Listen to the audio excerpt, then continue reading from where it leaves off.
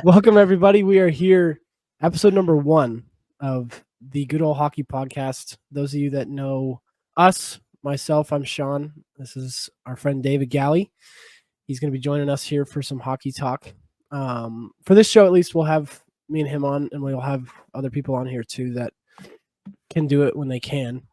But our namesake coming from the great song, the hockey song titled. I think copyright won't let me play it during the show, but I'll work on it. Maybe see if I can get a little clip of it. But we're excited today as we're recording it. Season starts tomorrow. So by the time this is out, the season will be starting tonight at 7 p.m. Central. I think that the first game's an early game. It's, I think it's at 6 our time. So it's 3:30 p.m. our time. Nashville versus Predators. Yeah, it's at 5:30 Eastern time. No way. I haven't really seen these start times since COVID. But I didn't even know for some reason they're getting started. They're getting the ball rolling 3:30 tomorrow. I'm not complaining. I'll watch it tonight. Work. That's awesome. Yeah. Cool. Well, before we get into it though, let's give a little background to these people, our knowledge and history of the love of hockey. Galli, you can start. Just 100%. Yeah, so I'm from Bozeman, Montana originally. Grew up playing hockey my whole life. A diehard Flames fan. As you guys can see, there's a lot of Flames memorabilia in my room. But I've just been following hockey very closely. I worked for a professional hockey team here in Boise for a year, so been around the sport. I'm in an adult B League as well here. We won the championship last year. Not a big deal. Very pissed off. We had a game this Sunday, but they actually canceled it due to ref shortage. So that sucks. But man, I love the game so much. I love playing outdoor. Love playing, in the game. Love working within the game. Yeah. I'm really excited for this upcoming season. Me and Cody want to go to Stanley. They have an outdoor rink out there, and we went last year. And I want to go again, so we'll definitely have to have you come. Yeah, dude. You guys went last year. How was it? Do they have they don't have boards? It's just a little bit little. So they have maybe an inch height boards that kind of just stop the puck from going into the snow, if I remember correctly.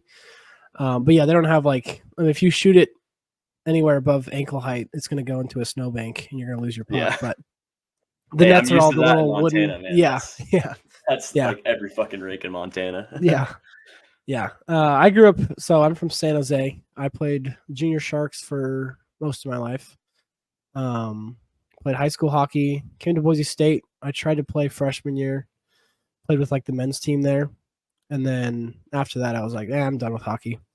Now I'm kind of back into it within the last couple of years, everything like that. But we've been growing up going to Sharks games, sitting in our season ticket holder spots, whatever we had.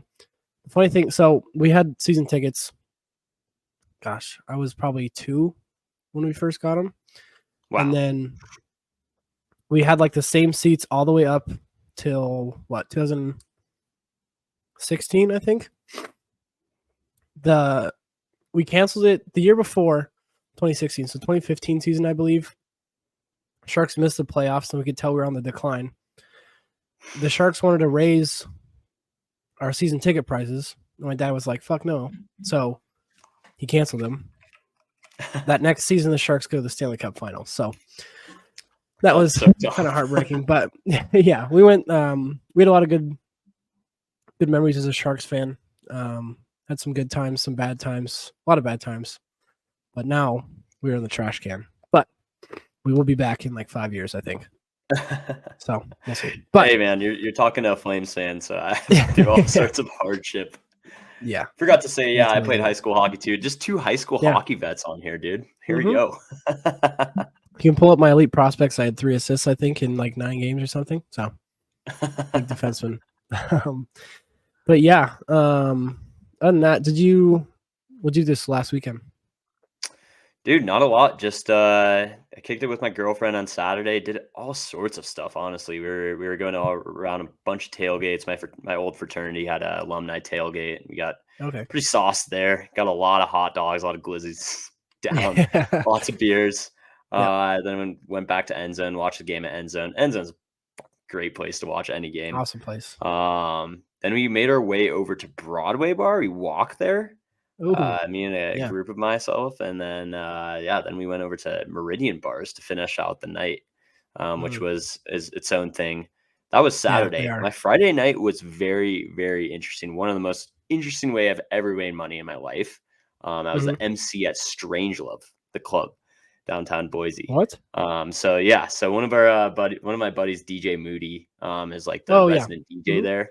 And he just was like, he had this opening for an MC spot, and I was like, fuck it, dude, why not? Like, I need some money right now. So went ahead and did that. What's the MC? Like, what were you doing?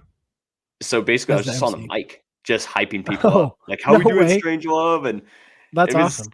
It was interesting. Like, doing that was all right on the stage, but sometimes it got a little bit awkward when I went down off the stage, because they wanted me to go off the stage and be like an entertainer, make sure everyone's having a good time and stuff. And I was like, all right, pushing my comfort level, but it was a nice little $200. So that's not bad to do. And then Sunday just watch some football, and it's a pretty chill weekend for the most part. I had a hockey game at 3 p.m. on Sunday, but it unfortunately got canceled due to the ref shortage. There's a ref shortage like in every fucking sport around here right now, which kind of sucks. Oh, I saw that. Yeah.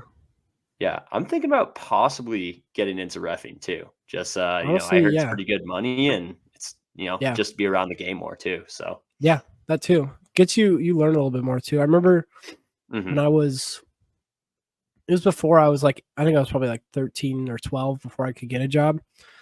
I was thinking about doing reffing because I thought it'd be fun. But then there are times where I remember how mad parents get and coaches and players get at refs, and it's tough.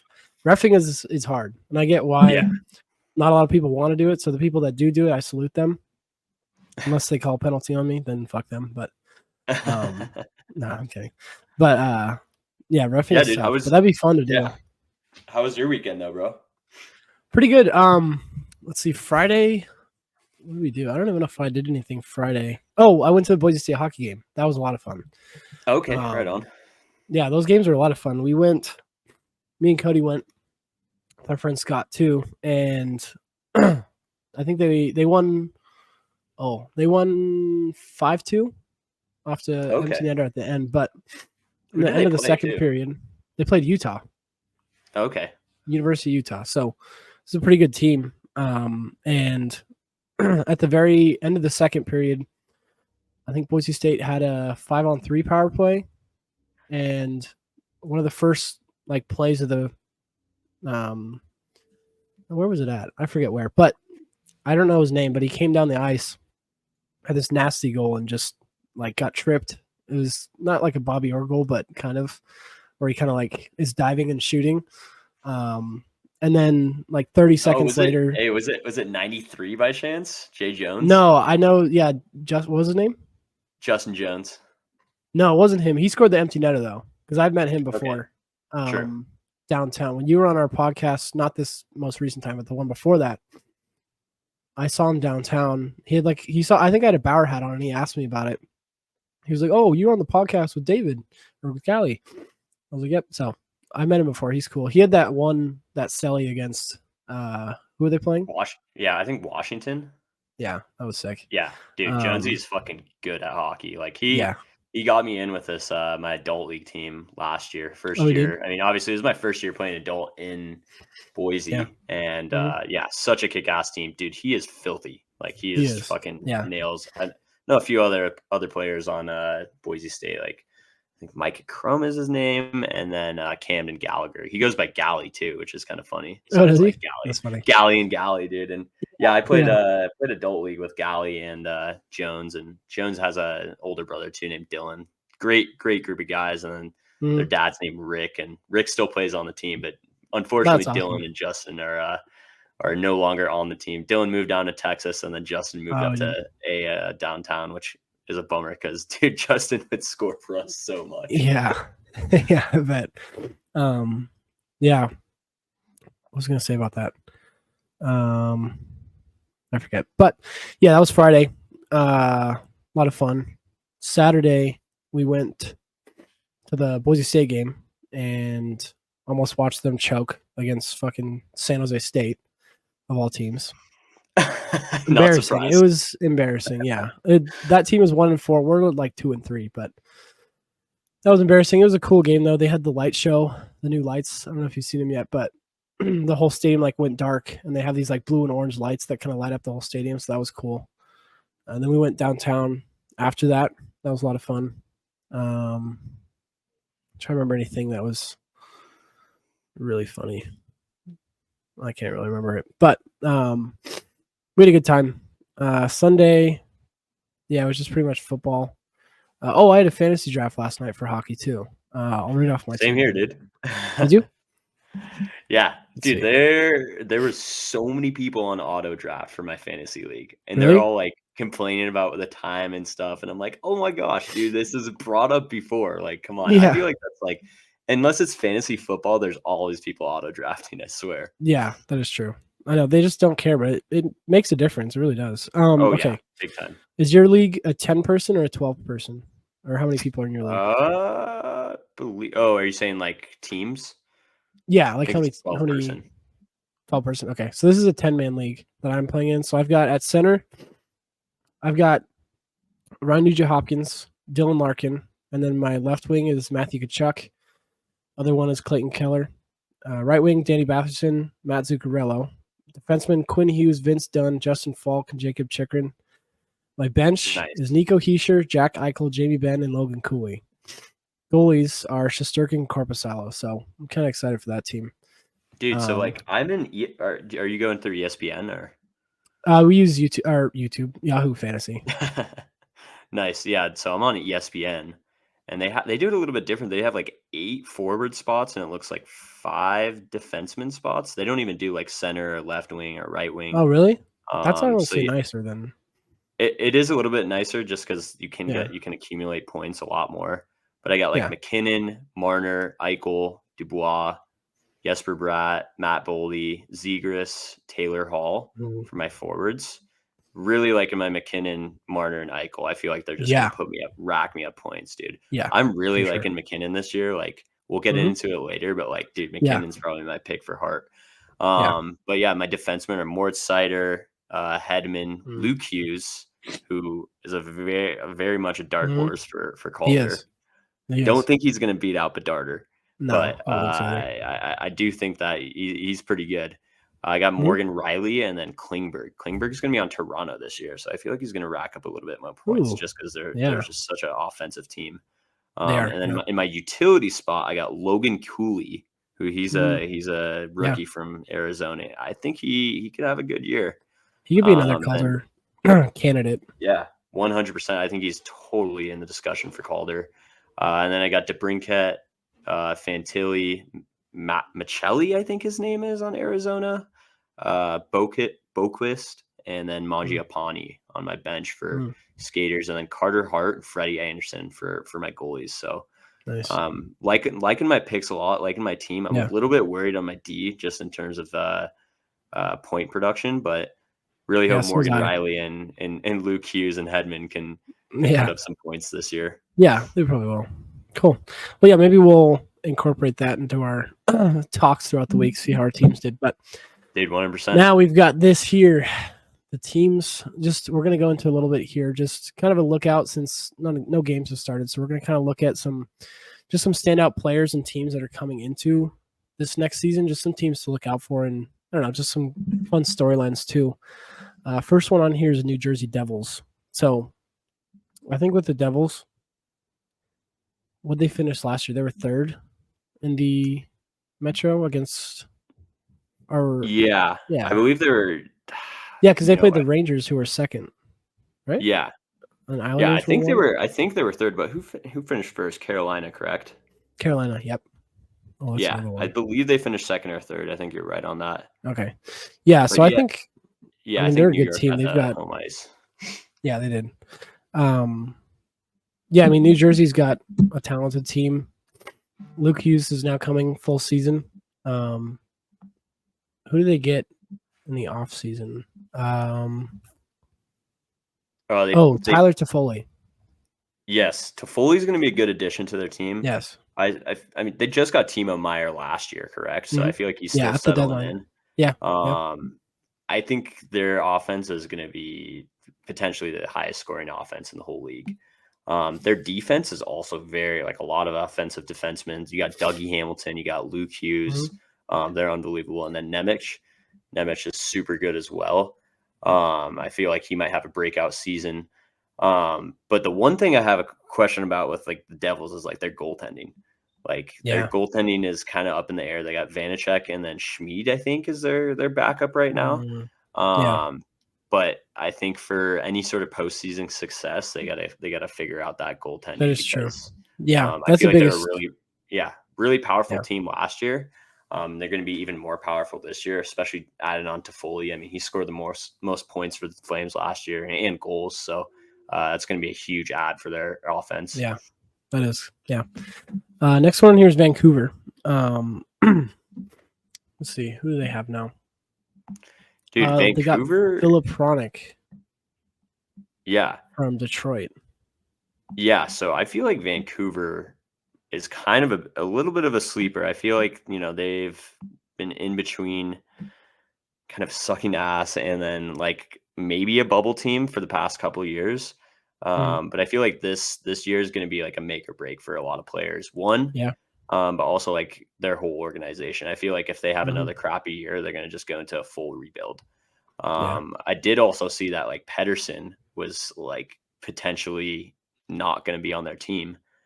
There's a like talk in the air about, like if he doesn't want to resign, the Canucks don't even want to pursue him.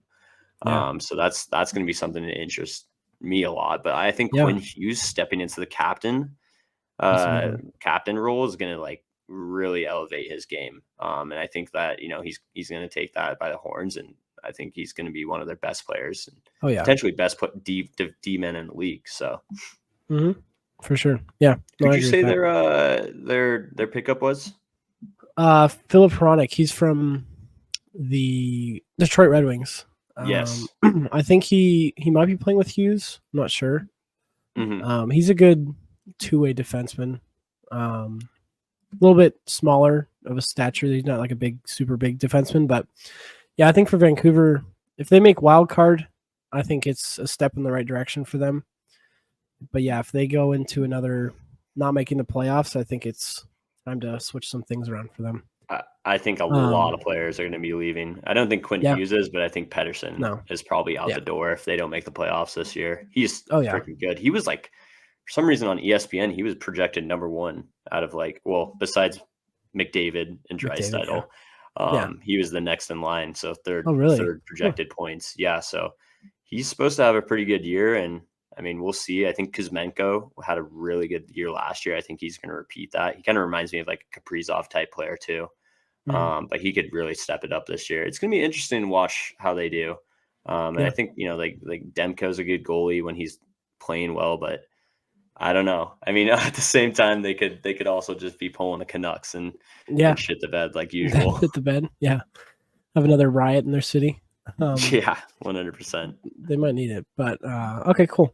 Well, the next one on here is the Maple Leafs. Now, this is a big team here that it's got a lot of eyes on them. I think this season it's again another make or break team.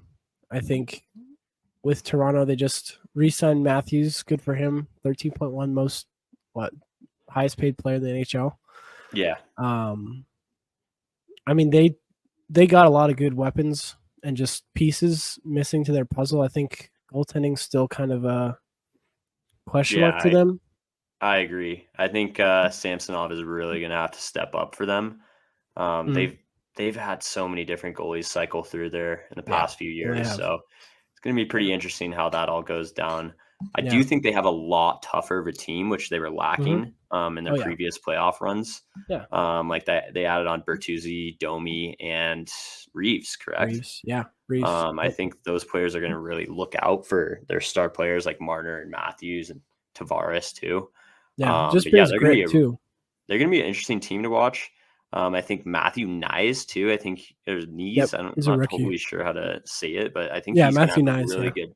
He's gonna have a really good year. I think he's gonna fill in for Bunting the spot that he's leaving open for potential player to slot in. But I do also think their defense is going to continue being good.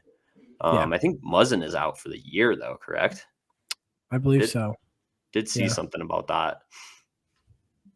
So yeah, I mean, we'll see how they do, but I have pretty high hopes for the Leafs this year. I think they're going to have a solid year. I do too. Yeah. Injured Maple Leafs. Let's see. Injured Maple Leafs defenseman Jake Muzzin moves to scout role. Ooh. Yeah, that doesn't look too good for the Leafs. Yeah. Because he was a pretty good stay-at-home defenseman for them last year. No, he was. Yeah, I think overall, Toronto got some good missing pieces to the puzzle. I think Bertuzzi's a good pickup. I think Max Domi's a great pickup.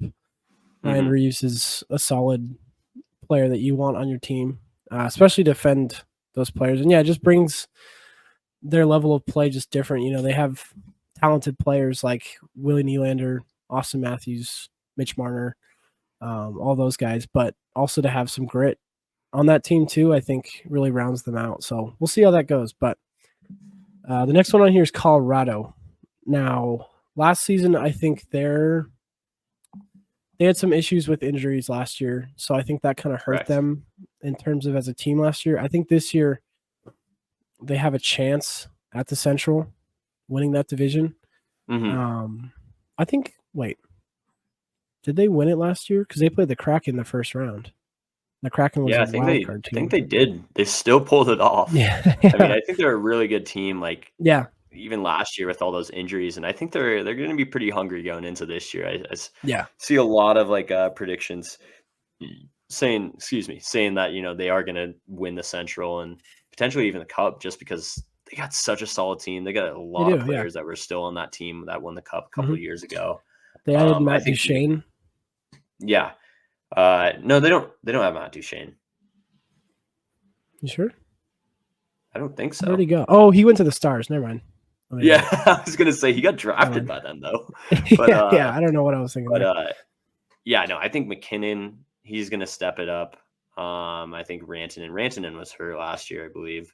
Yeah. He's also gonna just come back swinging, and I think their goaltending is unbelievable. Grigorev, I think his name is. Gorgiev, yeah. Gorgiev. Always fuck up on players' names, but yeah. I think he's such a good goalie, dude. He's going to be one of the best goalies for the next decade, I think.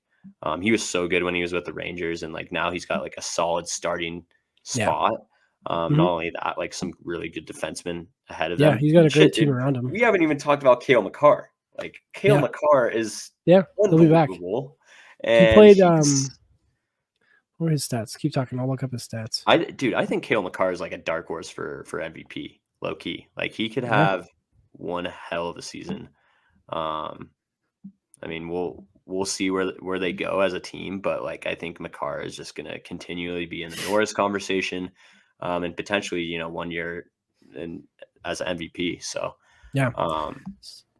So he played 60 games last year, so he missed 22 games. He was over a point a game. He had 66 points, 17 goals, 49 assists. And for a defenseman missing 20 games, it's not bad. He had 86 points the year 2021, 2022.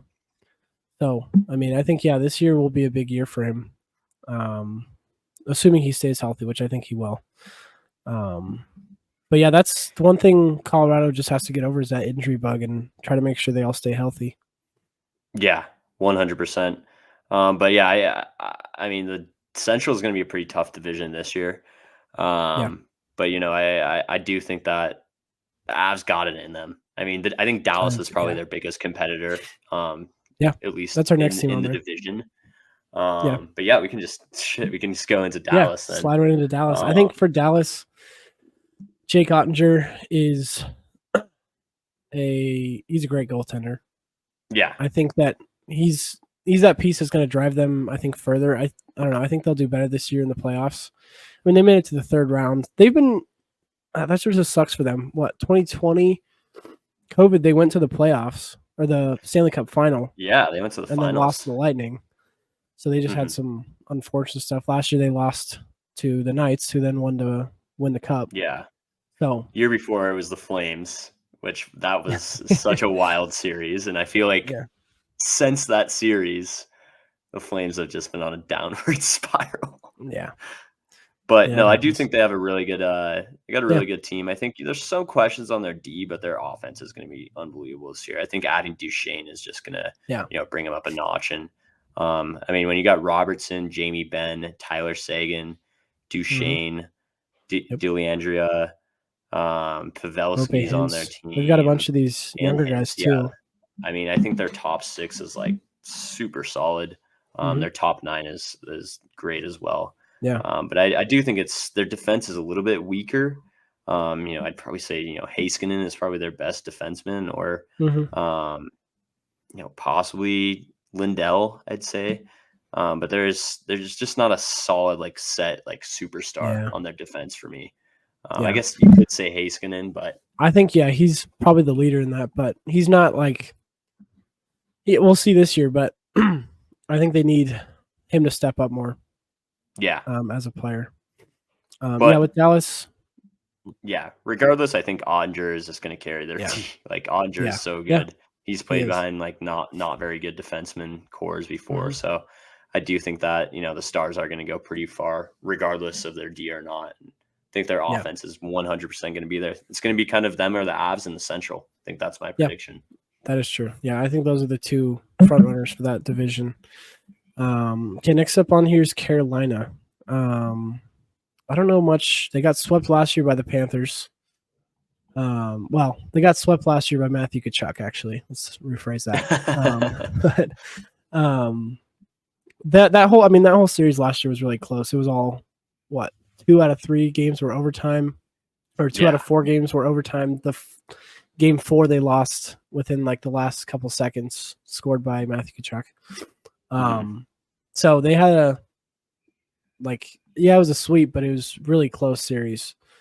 It doesn't look like that on paper when you see the 4-0, but any of those games could have gone either way. I mean, that one was that game 1 that they went to like 3 overtimes. Yeah, I want to say, and like, dude, they got a gritty like D and goalie. I think like Freddie Anderson's super good. But not only that, I mean, they got Brent Burns, D'Angelo is going to bring that offense. They did sign Dmitry Orlov in the offseason, which he's a fucking solid pickup for the Canes. But not only that, they got Brady Skijay. How do you say his name? Help me out, Sean. What is it? Skijay. SKJEI. There's some way to say it, and I'm fucking it up right now. I don't know. Brady, let's see if there's a little pronunciation for him. Yeah, he's been solid. Idea. Brady S, we'll call him. Yeah, Slavin's been solid too. I think the biggest thing is like when they get Svechnikov back, because he's such a solid part of their like offense, and he's starting out the year on the IR, and he's kind of had some injury problems and been a little bit injury prone in the past. So it is going to be interesting to see when he comes back. But you still got Aho. They did sign Bunting, like I said before. They still got Kotkaniemi and Martinuk and Jordan Stahl's back there. Teravainen's still there. So, I mean, they're going to be an interesting team to watch. I think it's either they're going to have like a lot of success like last year, or they're going to have a really shitty year. And I think a lot of players will leave. But they're going to be a very interesting team to watch. They kind of remind me of the Canucks in a way. Yeah. No, they do. I think Carolina, they've had it. I mean, they've had a rough too. They've had a couple good playoff runs, but just snubbed short. So see how they do this year. Their counterpart, next team, is Florida.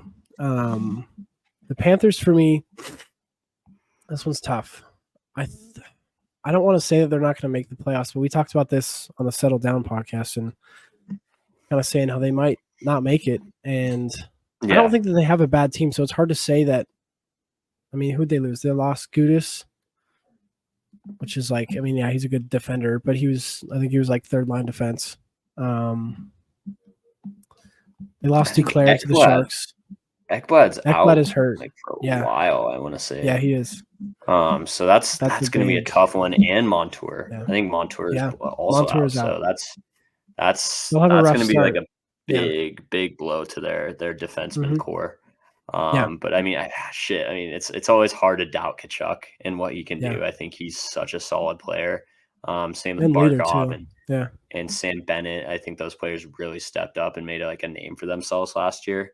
But their defense is going to be a little bit weak to start off the season, and who knows? Maybe I can see them potentially sliding into another wild card spot. But I'm kind of predicting that they're going to miss the playoffs. But it's going to be a pretty big shock to like everyone because they did make the Stanley Cup final last year, and the Panthers, they looked like a very gritty team, so they could totally prove me wrong. But like I'm saying right now, I don't think they got it in them. I just think they might fall a little bit short.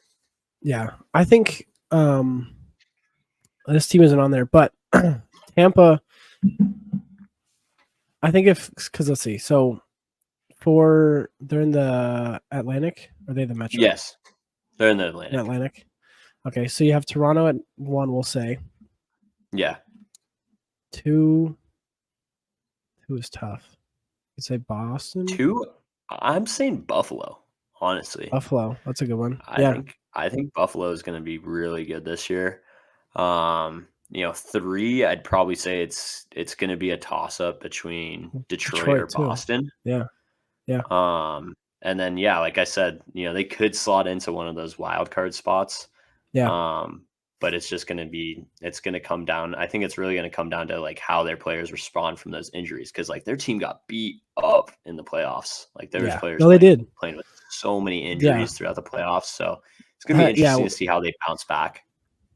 After that Vegas game, when they released all those injuries they had, I was like, holy wow, that is a lot of players that were hurt. What, Ekblad had a broken foot, was it?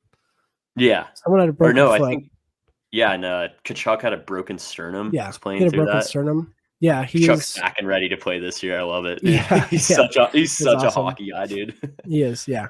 What was it? I saw something I think Brady Kachuk said something and was like, he said that he had to help him out of his hotel bed before, what was it, Game 4 of Stanley Cup Finals, and because Game 3 was when he laid out Jack Eichel, and then Kolesar came back and decked him. I don't know if that's where he exactly broke his collarbone or whatever he had, or sternum.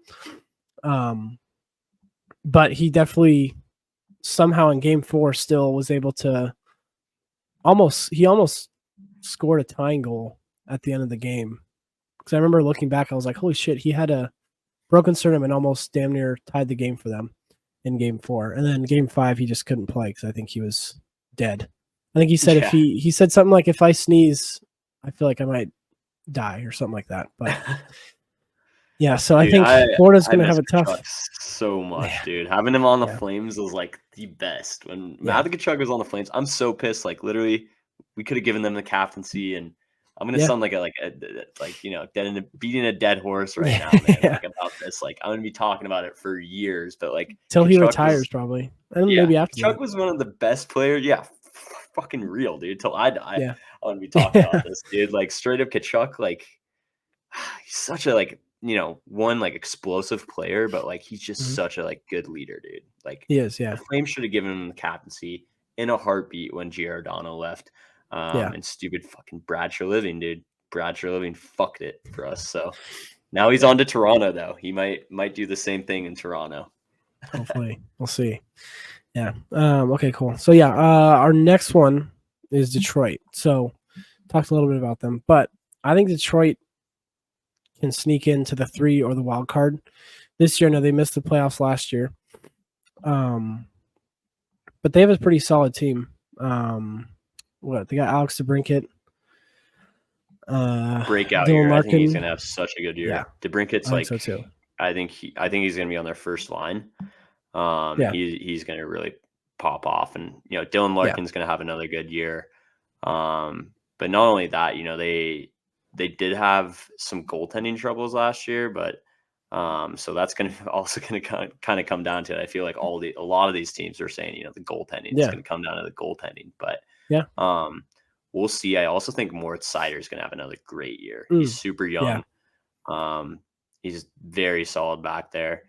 They did pick up Ben Sherratt too, I think, from the Canadiens, or was that last year when they did that? I don't know if it was this year.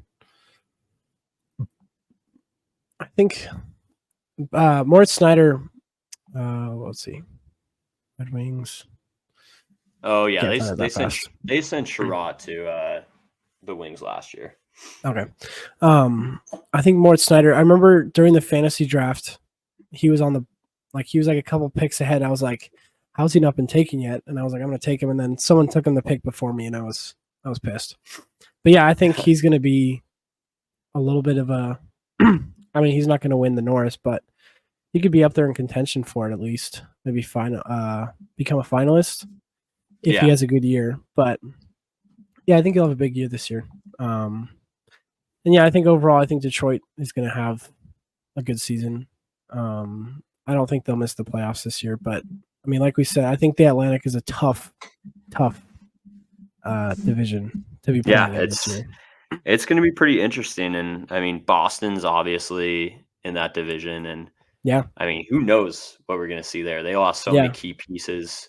But also Marchand's the captain, so they could be the new bad boys. Again. I mean, they lost a lot of good players, yes, or they lost a lot of key pieces, but they still have a lot of their great players playing for them. So they're not. I wouldn't say that they are definitely going to miss the playoffs.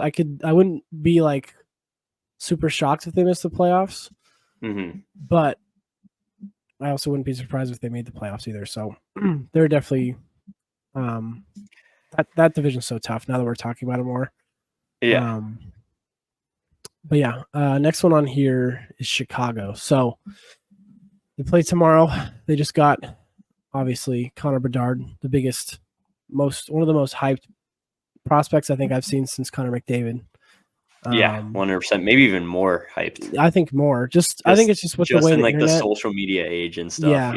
Everything's with the way the internet's gone. He's been crazy, and I think he's on the level of Sidney Crosby hype too, of when he was in the league. And I think Taylor Hall is gonna play a huge part into his success.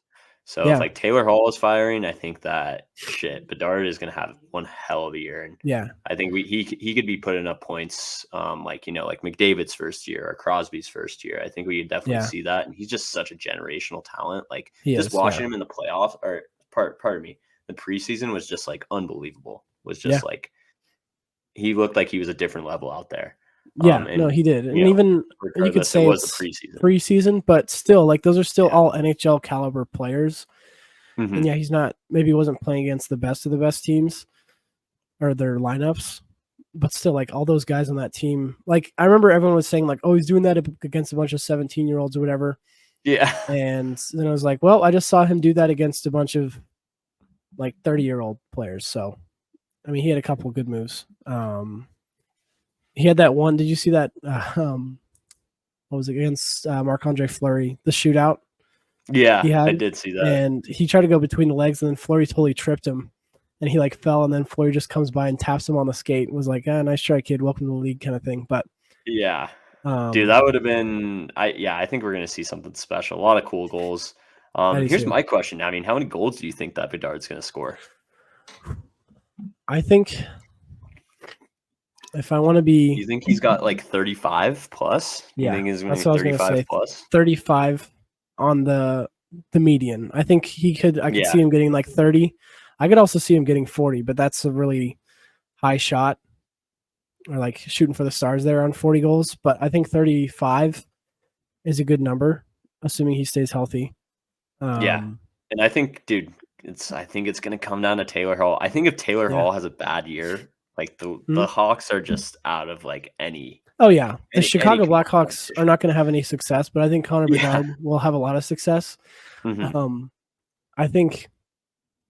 I mean, with that team, I mean, you could say he's on a bad team, he's not going to score a lot, but Erik Karlsson put up 100 points with the Sharks, and the Sharks were terrible last year. So I mean, I'm not comparing Erik Karlsson to Connor Bedard by any means, but if you're a good enough offensive player. And you've got what it takes. I mean, I think he can do it. I think season totals, I think maybe 70 points. I know that's what ESPN's saying. I don't disagree with it. I think he's going to be a point per game easily. I think he might even crack 100. He might even crack 100 points. I mean, Bedard. 100 points. Yeah, no joke. I think that's kind of my prediction for Bedard's. I think he's going to crack 100 points just because he's going to be like their whole offense. He's going to be on their power That is play. true. He's not really. They're not really going to hold back. I think they're going to play him on the first line to start out with. I mean, we'll see tomorrow night. But they're like also, I yeah. think that's going to come down to like who's around him in a way. But it's going to be really interesting to see like what Bedard is like. You know, how he carries a team. Is he going to be like a Crosby? Is he going to be like a McDavid? Or is he just like, is he going to need some more help, you know? But yeah, I think he's going to be pretty good. I think he's going to carry them, and we'll see where he gets. But yeah, that's my prediction. I think he's going to at least get to 100 points. I think he should get to 40 goals too, just because he's got such a fucking good shot. Like, yeah. I forgot who it was. There was some NHL player that said that they were playing together like 4 or 5 years ago when he was like 12 or 13. And they said his shot then was like unbelievable. Then like 2 years later, they were like, this kid shoots harder than us.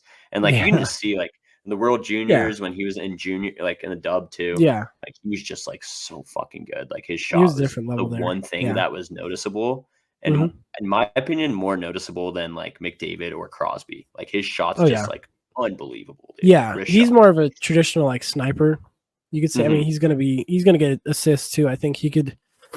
I think later down the line, he's gonna be a very even goals to assists kind of stat. Like when he's like 50 goals, 50 assists later in this in his years. Maybe this year we could see it. I don't know. I don't know about that, but yeah. Let's see. How are we doing on time? 40 minutes. Okay. Let's see here. A big team here. Well, let's talk about your Calgary Flames for a minute. I know you want to get that out of the way.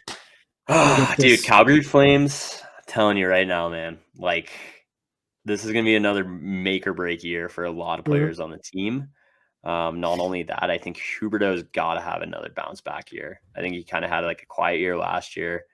He was saying that it was his most discouraged year he's ever played hockey in his life. So I think there's new management, new coach. I really think that the Flames are potentially going to be a playoff team. I like them a lot. I've seen them whenever the Flames do have a team like this, like a solid set in stone core roster, and they have a crappy year, they usually bounce back and come back, potentially win the division.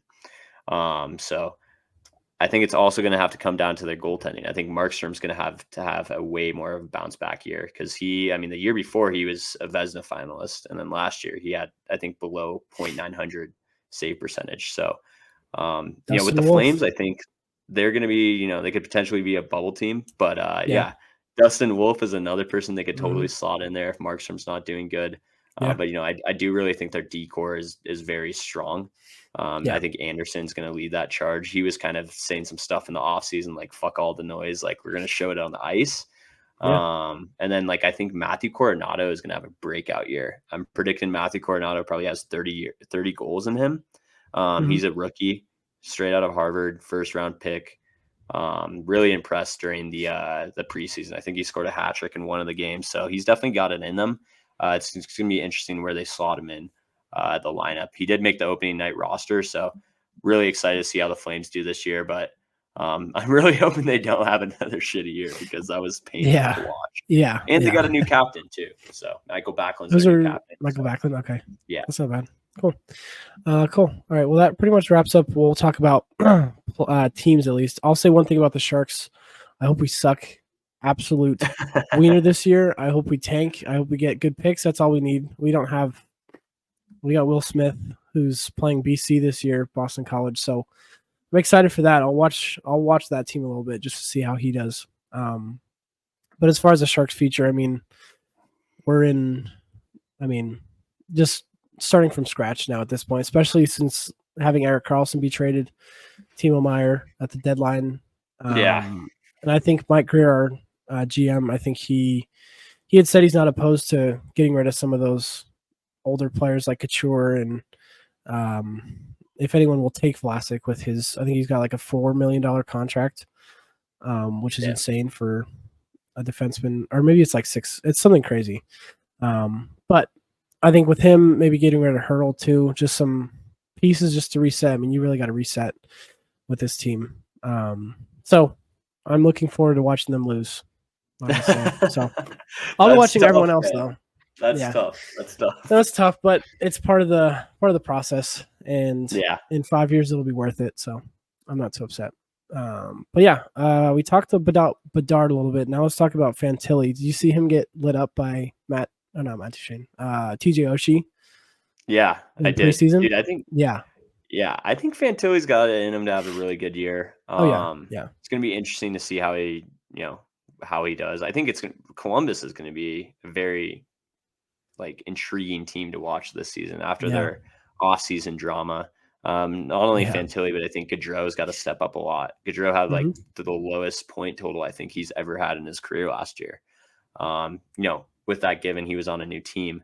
But with Fantilli, I think he'd probably be playing on a line with Fantilli, and Gaudreau is one of those players. Like if you put him on a lot of with a good player like Kachuk or with Lindholm or who like Monahan even back in the day, he's really gonna step up their play. And only that, I think Fantilli had 60 something points in 30 something games with Michigan. So with Michigan, he's gonna be really good. No, I think he's going to be a great. I think he got definitely overlooked just by the fact that Bedard was this year's draft #1 pick. I mean, even though he got picked third, which was controversial, but I think Leo Carlson's another rookie that could do some. I don't know that he'll play right away. I'm not sure how that's working with his Swedish contract and stuff.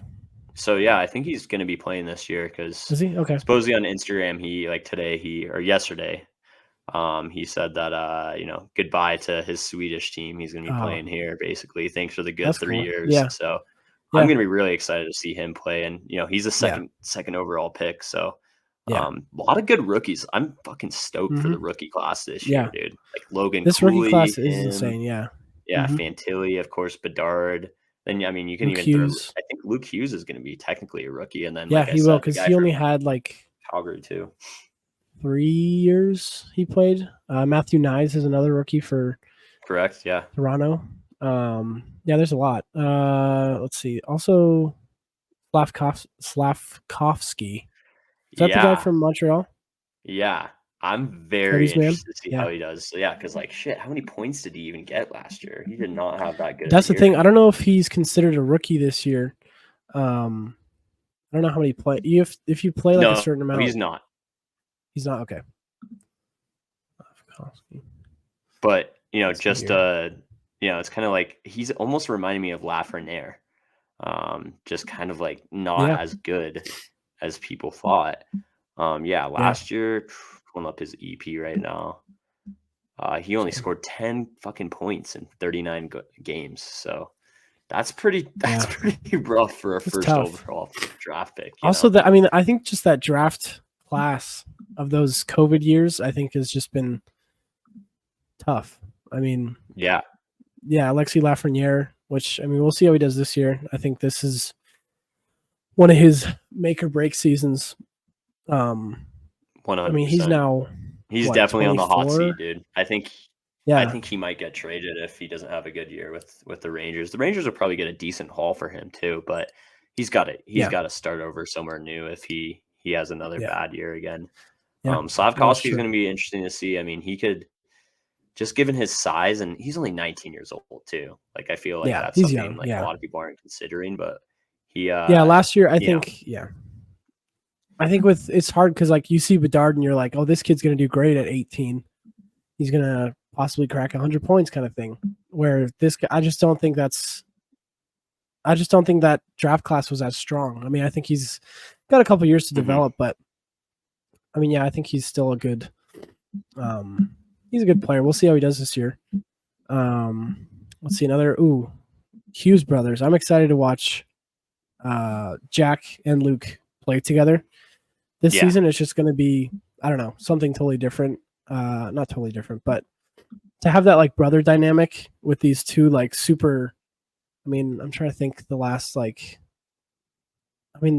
guess you could say the Stahl brothers are kind of close to the Hughes brothers. There's 3 of them. Yeah, the Stahl brothers were definitely the last group of brothers that went through the league and did really well.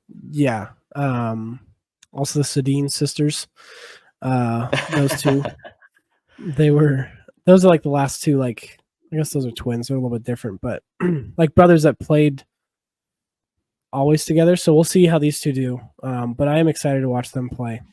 Dude, Sedin twins, I feel like are like not talked about enough because it's like they're identical twins. Like, how often do you get that in sports? Like one identical twins, but then two like they're fucking superstars, both of them. Yeah, like, and drafted on the same team. I think Vancouver did some. I think they. I was really little when this happened, so I don't know exactly what happened when they were drafted, but I think Vancouver did some not manipulating, but like trades to make sure that they're on the same team together. I don't remember why. Yeah, maybe we can get into that and do some research. But another one, we talked about this on Settle Down, but Patty Kane, we'll see where he ends up. Because I don't know how his contract's working. I keep seeing stuff that he's just not playing with the Rangers this season and that he's hurt. And then I've also seen stuff where he could just sign with a team and start playing with them. So I don't know how that whole situation's going. He's got to go to Buffalo, man. I think he's got it. Yeah. I think if he goes to Buffalo, like Buffalo could potentially win the Atlantic. Like, yeah. But Toronto's in that division too. Yeah, so I think Toronto they could get two. I think they would lock into two. Assuming the Leafs but with don't. Patty Kane though, I mean that's adding some crazy talent and leader. I don't know how he is as a leader though. Like, I mean, I've always seen Patty Kane as a assistant captain. I've never seen him as the captain. So yeah, but I think adding him to Buffalo would change their team like crazy. Yeah, I mean, they're already such good talent. They're my team this year that I'm going to watch. Yeah, the Sabres are a big team. I'll probably watch the most of just because they're so fun to watch. Yeah, Tage Thompson is probably one of my favorite players that are on the younger side as of this point. Let's see what else on here. Erik Karlsson with the Penguins. Yeah, that's gonna be interesting. How he does.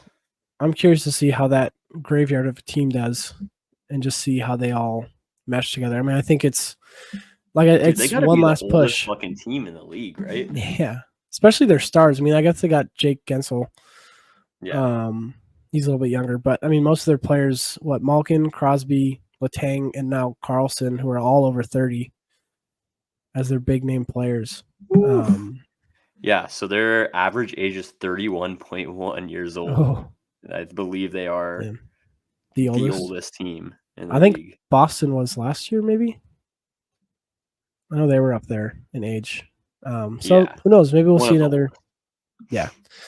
But yeah, I think another one here. McDavid and Leon. We'll see this year. I know at least on the Yahoo Fantasy thing, they were saying that Leon, or at least McDavid, was going to get 150 points again. Do you think that's something that's realistic? Him getting that high of points again? Dude, yes, but like also that's just like one of the highest point totals anyone's put up since the 90s. So I feel like that might be really hard to repeat. It's also McDavid though. It is also McDavid. But I feel like defense, like NHL defenses don't know how to like play defense against him. Just because he's like that good, that fast. Draisaitl is such a good like 1-2 punch with him too. Like they're just gonna be racking up assists and goals. Like shit, dude. You and I both saw it like in the fantasy drafts. It's like those two are at the top just because like they produce so much together. Yeah. But it's gonna be interesting to see how that like translates to the Oilers' success. Like because they take up such a big like chunk of their cap space. Not only that, like they're just very offensive. So if they can like get more of the defensive side into it, that might lower their point production. But I think he's going to be under 150 points this year. Is he going to win the Art Ross? Probably, but yeah. I can unless see there's an injury. I could see an injury happening to Draisaitl or McDavid. Yeah, knock on wood, that would be brutal to see. But that would be brutal. Yeah, I don't wish that on him at all. But I don't know. I mean, it's hard to say that he's not going to hit 150, but he also, who knows, he could hit 160 this year. Like, I mean, I don't know. The NHL is so different, but I mean, you could look at Gretzky's stats, and he didn't I mean, McDavid's 26, so it's like, I don't know. And like you said, the defense around the NHL just don't know how to stop him. Dude, yeah. And I just don't really see him letting off the gas anytime soon, unless it's maybe to win a cup, because I think that's his biggest thing at this point. Mm-hmm. With him being 26, about to be 27, it's like, all right, dude, you got to get a cup now. Like, I want to see it. I don't really like Edmonton, but for McDavid, like, he was one of the players that when he was in that draft, I remember watching all the videos, hoping the Sharks were going to get him. And then the same thing happened as it did this year with Bedard. And I don't know, he's just too good of a talent to not have that cup over his head. Yeah, 100%. I'm not a McDavid hater, even though he is on Edmonton, but I don't know. I think I have like a love-hate relationship with him because I love him because he's the best player in the league. He's fun to watch. He's fun to watch. Yeah, incredible. If you've ever seen him in person, it is incredible. He's the fastest player on the ice, most skilled player, and you can see it like from the fucking bleachers if you're sitting, the nosebleeds up there. Yeah. He's a great player, but obviously he plays for the Oilers, so it's hard for me to cheer for him. Yeah. It would break my heart if the Oilers win the cup. But at the same time, he is such a good player. He probably is. He's got to win a cup sometime in his career, and I just don't know if it's going to be this season, though. To be honest. Yeah, there's a lot of good teams. It's tough, but I think they're going to have to. We'll see. Okay, so we're going to jump into predictions now. We're almost at the hour mark. So with here, we're going to do a little prediction of who's going to win each division, and then we'll go into a little bit of our too early of the Stanley Cup, just playoffs to see what we think at this point. So for the Atlantic, I think Galli and I both have the same one here, but I think we're going to go with Toronto. Yeah. I think they have it pretty locked unless they choke somehow. Yeah, 100%. I just think like Austin Matthews is going to turn it up another notch this season. Yeah. He's probably my favorite for having the most goals in the whole league this year. Oh yeah. But just having that added layer of like protection with Bertuzzi and Ryan Reeves and Domi on their team. I don't think players are going to be fucking with them as much. I'm not saying they're not tough, but I did think that like kind of held back Matthews and Marner. At times, and that like added level of like meanness to their team is just going to bring them up another notch. I think Toronto's like the Atlantic is Toronto's to win. They're the team to beat in the Atlantic this year, and it's it's going to be interesting to see because you still do have Tampa Bay in there as well. They're still a very solid team. They still have that in a way same core group of guys that won the cup a few years ago. Yeah. But Vasilevsky's that's a tough pill to swallow for their team. He's hurt right now, right? Yeah, I think 2 to 3 months, I want to say. Ooh. Yeah, or actually, tough. I think it was 8 to 10 weeks. Pardon me. Okay. Metro, let's see. I think we might have different so my Metro prediction is the Devils. I think the Devils really got it in them. I do think like their goaltending is one of their weaknesses. But yeah, I seriously think that they just like are the strongest team within that division. Most well put together team as well. They got a lot of good young talent. And I think that the addition of Luke Hughes is going to be huge for them, and Tyler Toffoli. I think both those players are just like one. I think Toffoli is going to bring the offense that they might need in their second and third line. But I think Luke Hughes is going to be one of their best defensemen in the division and on their team this year. He's really going to step it up, dude. The Hughes brothers could be, something else. They're going to be a fun group of players to watch this year. I 100% think that the Devils got it in.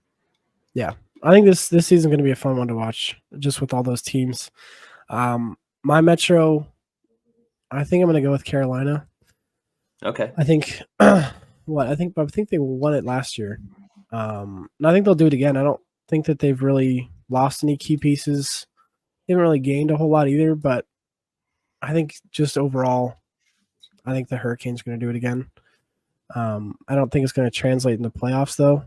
I just think I don't know, they're just missing something. I feel like they just keep kind of not choking, but just getting stopped at a certain point. It's always like the third round. It seems like something's always happened. So, but yeah, for Central, I think we have a different one here too. Who's your Central? Yeah, I'm thinking Dallas has got it. Okay, we have the I same think one. they're up and coming. I think it's either going to be Dallas or Colorado, but Yeah, I think Dallas just does have the edge, just in terms of, one, their offense is just incredible, and then their goalie, I think they do have the edge on goaltending, even though Grigorev is pretty damn good as well. yeah, But I just think they're hungry, man. I think they're going to get back in the playoffs this year. They had a pretty deep run, the past few years, and yeah. I think it's going to be a toss up between Dallas or Colorado, and I feel like everyone's probably saying that about the division, but Yeah. I think Dallas is probably going to come out on top, and I could see them maybe not being on top of the division for the first half of the season, but I think in the second half of the season they're really going to, I can see that. get shit together. Yeah, I think Colorado to start will be leading the Central, but yeah, I think the Stars overall as a team, I don't think it's anything to do with skill. I think Colorado has a great team. Yeah. I think it's just a feeling I have, I guess. Yeah, I feel like it's such a toss up between those two teams. Yeah. I mean, I would be surprised if it's someone else, but I mean, we got Minnesota; they could sneak in there.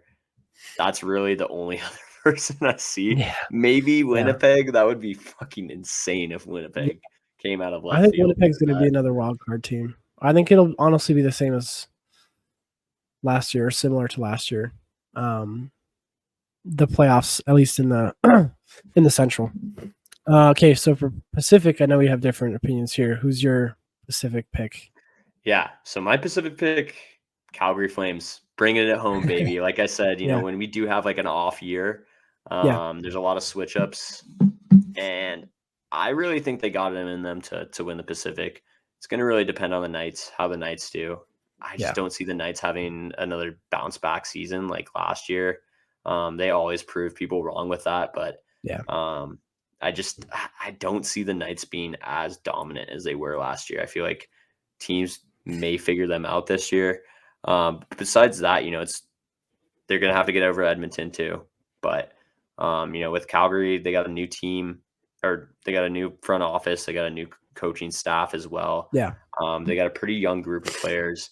I think it's really going to depend on their core group. I think Huberdeau is going to have to step it up. He's going to have to get back up to his point production level that he had the season before, last season. And I think Kadri's also going to have to step up, but there's going to have to be some younger players too.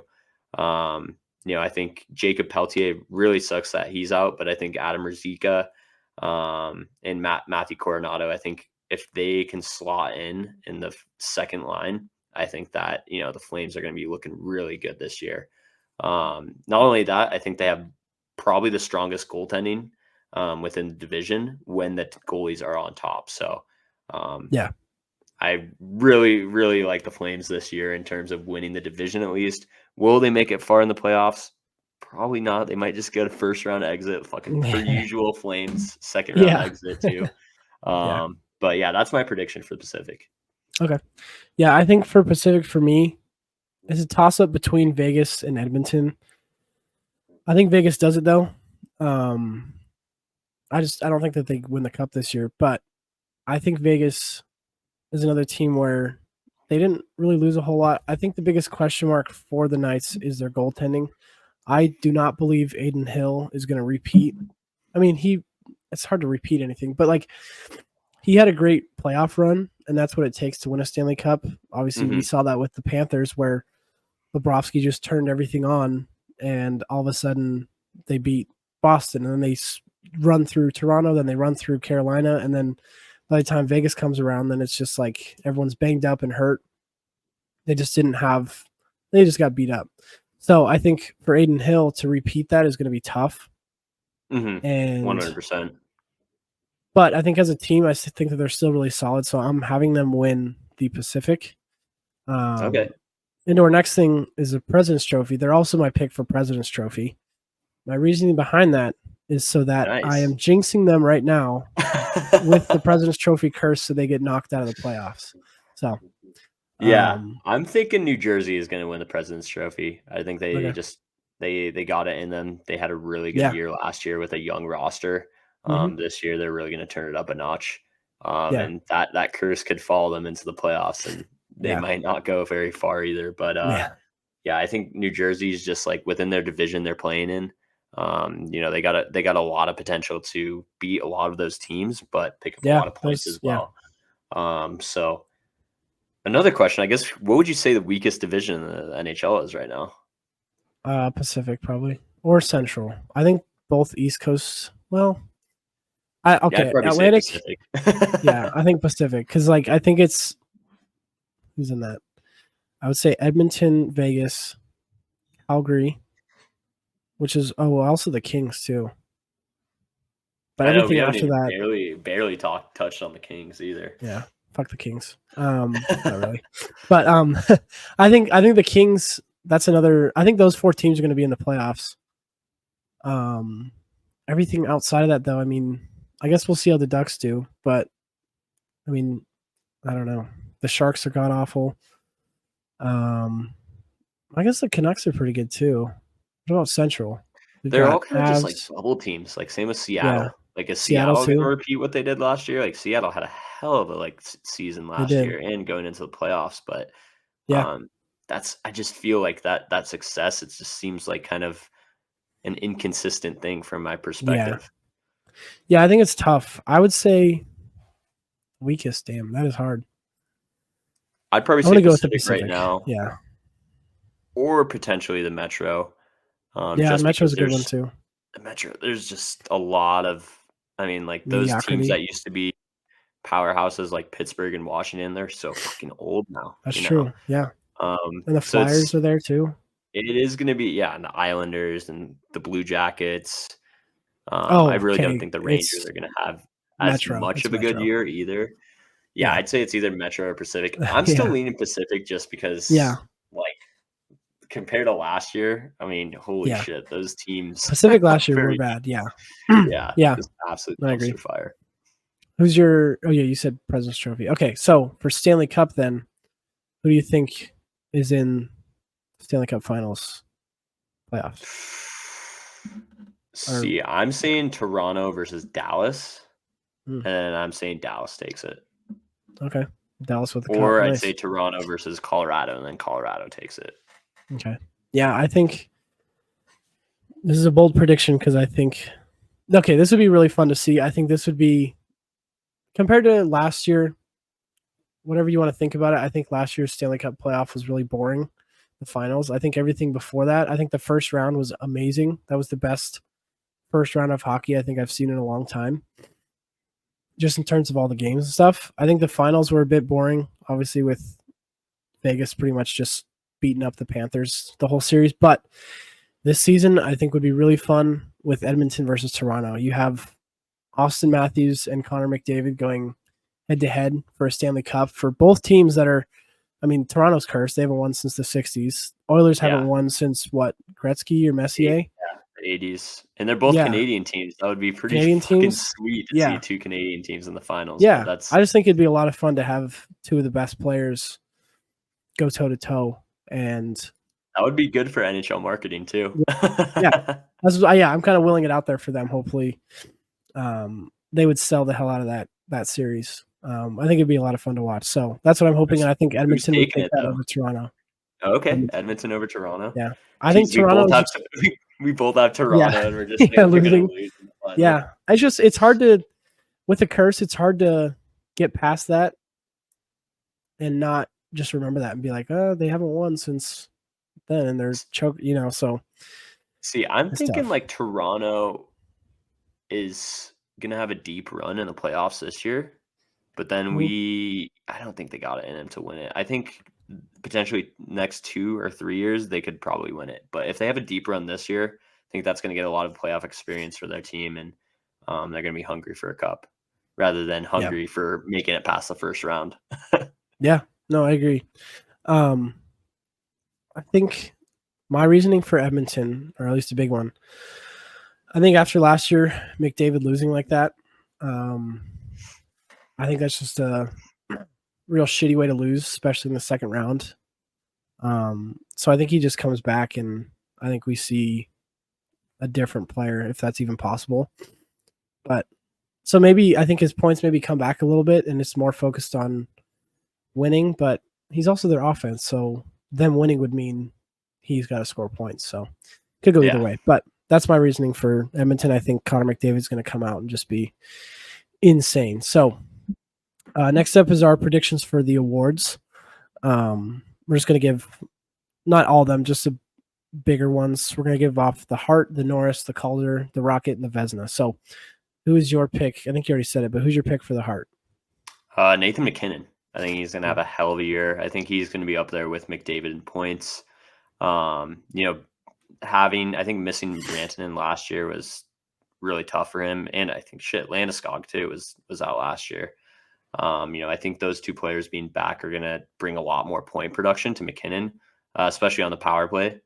But I think McKinnon's just hungry, dude. I think he's such a competitor. He really reminds me of Crosby, his leadership style. And I really think that he's got it in him to turn it up one more notch. And, I think he's one gritty, fast, skilled, great shot. I think he's got it this year. And, it's going to I think it's going to come down to like if McDavid can repeat last year too. Yeah. But I think McKinnon's my pick. That's just what I got. Gut feeling, but obviously McDavid's like fucking favored. So yeah. he's my pick as a safe prediction. Nice. For the Hart, it's just hard to bet against him. So actually in our fantasy league, I picked Tkachuk ahead of MacKinnon. So my reasoning for that, one, our league gives points to hits. So it's a little bit different with like our point system and stuff. But my thing with MacKinnon is he does get hurt a lot. So if he can stay healthy, I think he's not a bad choice for Hart. Mm-hmm. It's just if he can stay healthy. And that's why I didn't pick him for fantasy at, what was I, I think I was third pick. And I didn't want Pastrnak because I didn't think he was going to repeat last year. But my pick for Hart is McDavid. For Norris, I have Cale Makar winning. I think we talked about this a little earlier off screen, but last year he played, I want to say 60 games and had 66 points.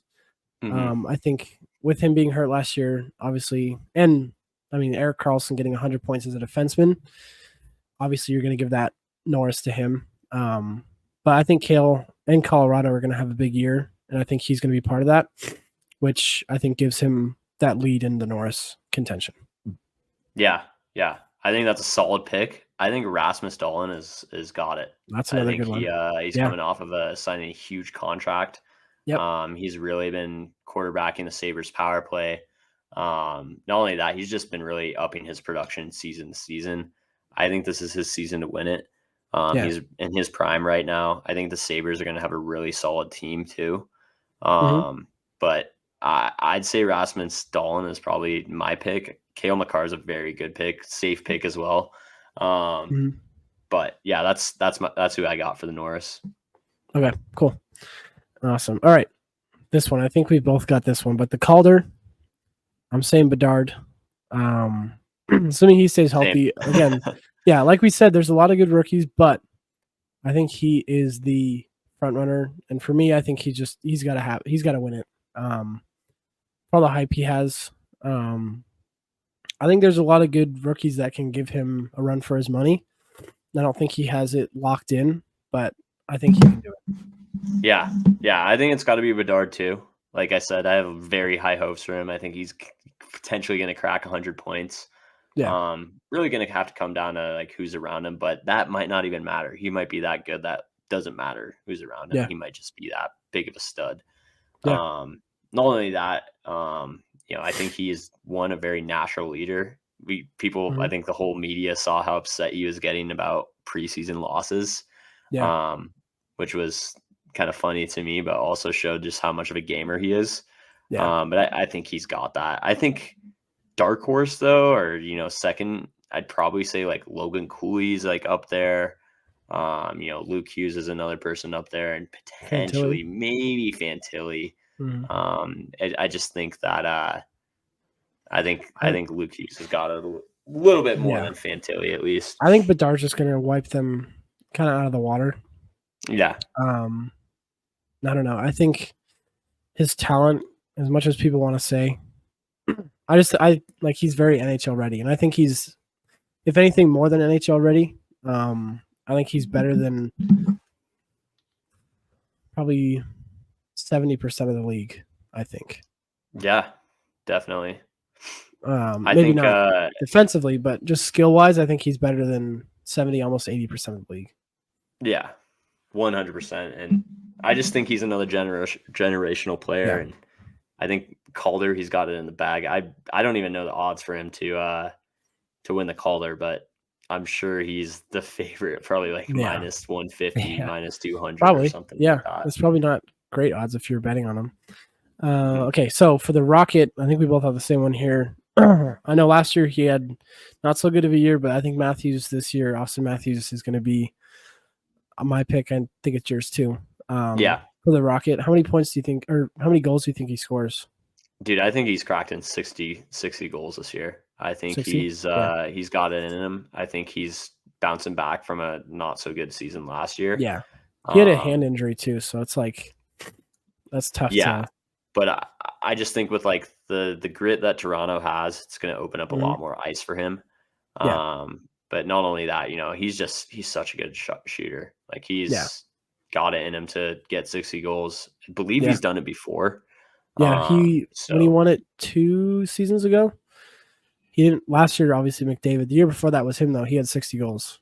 McDavid though, this last year had 63 goals. So I think Matthews might have to score 65 because McDavid could be up there again, and with maybe he's not 63, but he could still get over 50 goals. Yeah, 100%. So who knows? But yeah, I think Matthews has got it this year. I think I'm gonna say 65 goals to be exact.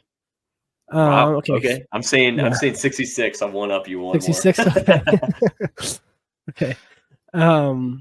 Okay. So for Vezina now, my pick for this Vezina Trophy winner this year is going to be Ottinger. I think Jake is going to have a big year. I have them winning the Central, so I think he's got enough odds or enough, what's it called, potential to be winning the Vezina this year.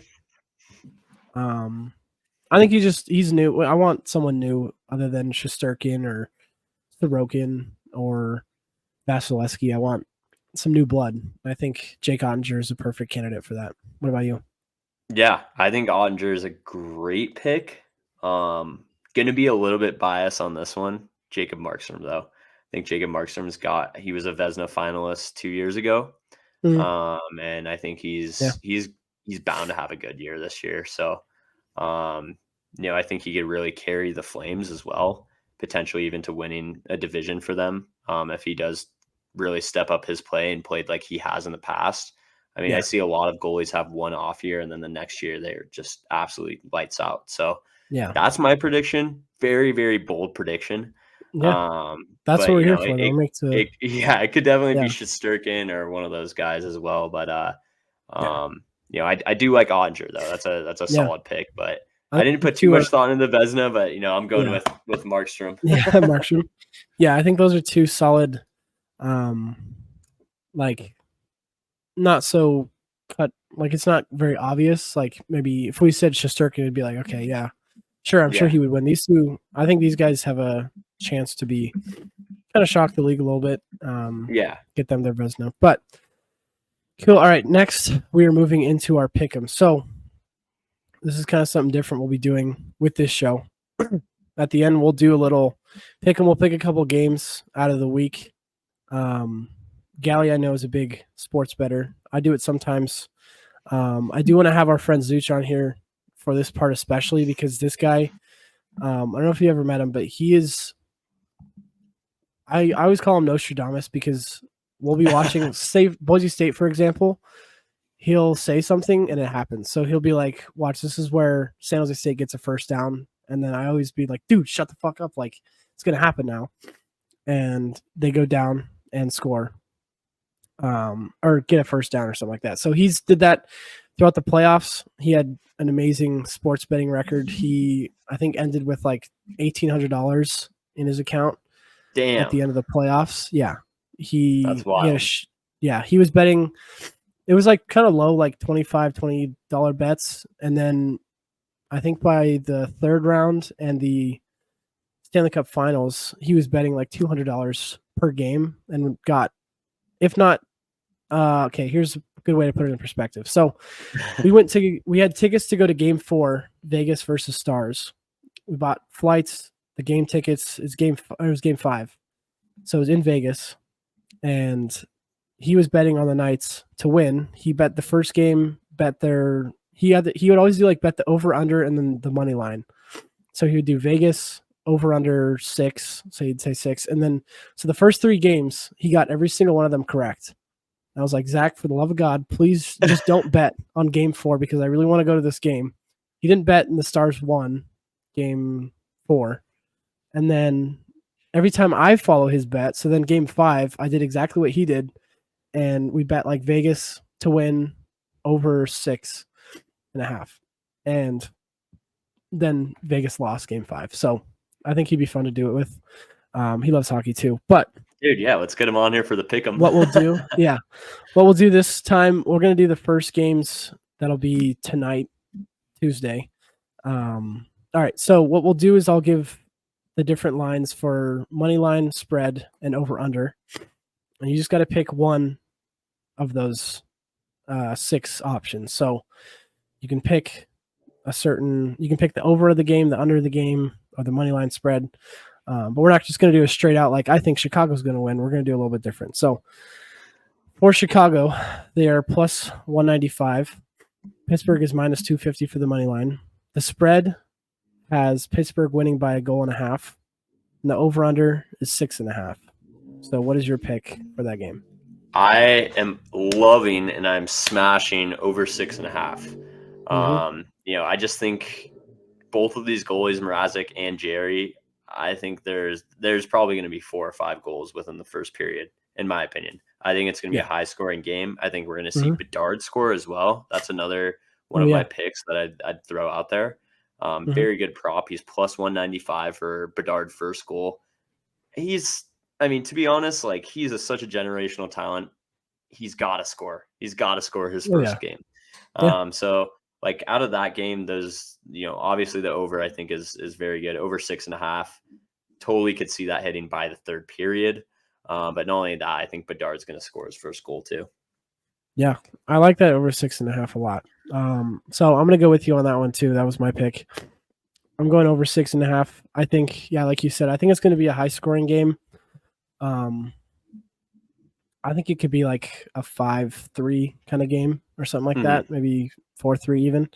But yeah, I'd like to go on the over on that. And I think my prediction for Bedard, though, I don't think he scores his first night. I just have this feeling because everyone's going to have his eyes on the TV. I just don't think he's going to score that night. I do think he's going to score Wednesday against Boston. So we'll see who's right on that next week. But my guess is that he's going to be scoring his first goal against Boston. Cool. All right. So the next one is Nashville Predators versus Tampa Bay. It's the first game. It's at 3:30 p.m., which is awesome. I actually love that. I'll watch that while I'm at work. Have it on TV. But so for that game, Nashville is the underdog with a plus 135 money line, and Tampa Bay is minus 160. The spread is 1.5 for the Lightning. And then the over-under is also 6.5 for that game. What are your thoughts on that? I'm really liking Tampa Bay money line, just because I don't really think Nashville has as good of a team on paper versus the Lightning. However, there is going to be some goaltending troubles with the Lightning in the next couple months. So that's something to keep an eye on. I think, the over would be something safe to bet in this game. But I also see it kind of going, like, I feel like everyone's looking at this game and it's like, it's going to be the over. I think Saros is going to play lights out. I honestly think Johannesson is his name. He's going to play pretty well as well. I mean, he's getting thrown right into the spotlight opening night. But like, I just see the Tampa Bay Lightning taking that home. They're usually very strong at home. And versus the Preds, I think they got it opening night.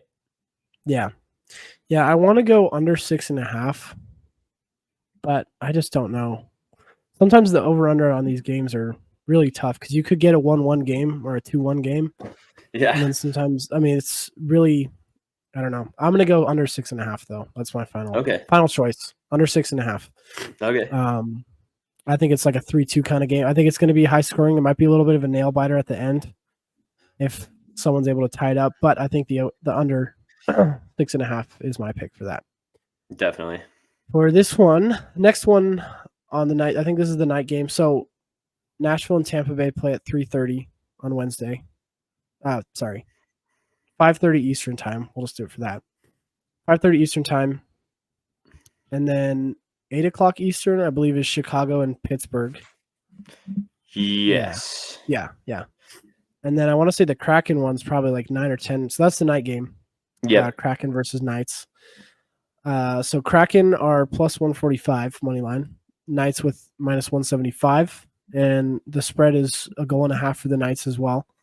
The over-under on that game is 6. Straight up 6. I'm really liking plus 1.5 for the Kraken. The Kraken? I think the Kraken are going to come out swinging. I love that these are the 2 expansion teams past previous expansion teams too. I think that's funny. You would have told this to someone 5 years ago, they would have been like, who the fuck are those teams, you know? Yeah. But shit, maybe not 5 years ago. I think the Knights been in the league for 5 years now. Yeah. I think 2018, right?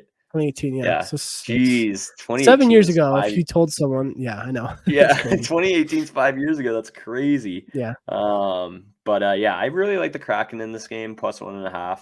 I think Grubauer is just going to be the better goalie.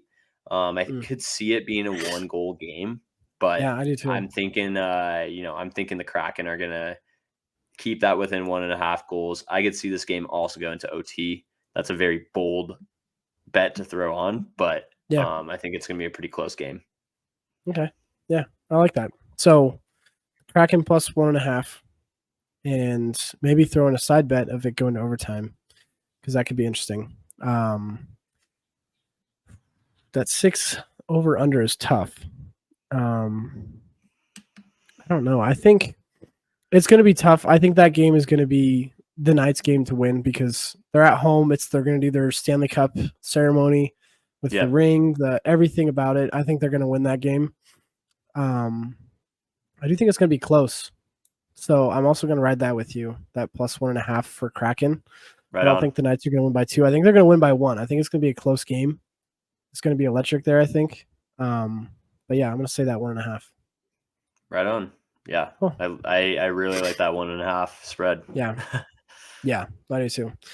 All right. Well, that wraps it up, at least for this one game. We want to try that out, see how that was like. I like that a lot. We'll probably do that more towards the end of our future episodes, but that wraps up for everything we've got to say here. We've got a big, fun week of hockey this weekend. I'm actually going to be in Nashville this weekend, so I won't really be able to watch a whole lot. But I will see a lot of stuff on my phone. Yeah. Well, there's a chance I do go to that Thursday game, Nashville versus Kraken, actually, which would be kind of a fun game to go to. So we'll see. Maybe I'll go to that. But other than that, though, have fun. Nashville is such a good time. I love that place. No, it is. I've never had a bad time there. I think I've been there. This will be my 4th time there now. We're actually going to Knoxville on the weekend to see University of Tennessee play A&M. Dude, hell yeah. So we're going to have a weekend for ourselves. So it'll be a lot of fun. But we'll be back next week to wrap up. We'll probably go through some of the games, some stuff that we saw, everything like that. But I think that's all we have for you guys. Stay tuned here. We'll be on the Settle Down YouTube. Probably come out. Try to be on Tuesdays when it comes out. Next week might be a little bit tough. And hockey's kind of a different breed where some of the other sports you kind of like football has to be out by Thursday the next week and some of that stuff. So this one kind of be whenever. But other than that, thanks everybody for listening. Me and Galli, we're going to be doing this. We'll have other people on as well to kind of talk more hockey and just really have a conversation, but we'll see where this goes. But other than that, You guys have a great rest of your night and watch some fucking hockey this weekend. That's what I got to say to you guys. Hey, thank you guys.